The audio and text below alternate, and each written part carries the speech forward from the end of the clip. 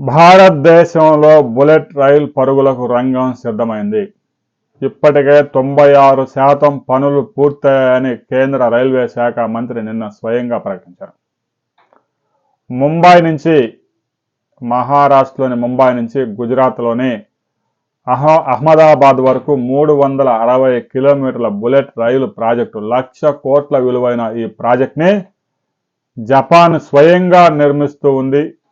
నిర్వహణ కూడా 5 సంవత్సరాల పాటు నిర్వహించి ఇక్కడ సిబ్బందికి ట్రైనింగ్ ఇచ్చేందుకు రంగం సిద్ధం చేసింది. ఇందుకు సంబంధించి నిర్మాణ కార్యక్రమాలు వేగంగా జరుగుతూ ఉన్నాయి. నిర్మాణ కార్యక్రమాలు, స్టేషన్ల నిర్మాణాలు 90% పూర్తయ్యాయి. ఇక టెక్నికల్ వ్యవహారాలు మరో సంవత్సర కాలం పాటు పట్టే అవకాశం ఉంది. 2026లో ప్రయోగాత్మకంగా ఈ బుల్లెట్ రైల్ని ముంబై నుంచి ప్రారంభించే అవకాశం ఉంది. మహారాష్ట్రలో కూడా బీజేపీ సర్కార్ వచ్చిన తర్వాత పనుల్లో వేగం పెరిగింది.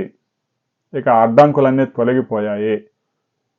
భారతదేశంలో Mumbai to Ahmedabad bullet rail success అయితే ఆ తర్వాత Bombay to Chennai, Chennai to Kolkata, Kolkata to Delhi, Delhi to Mumbai ఈ కారిడార్లలో కూడా బుల్లెట్ ట్రైన్ ప్రాజెక్టులు ప్రారంభించేందుకు డిపిఆర్ సిద్ధం అవుతూ ఉంది.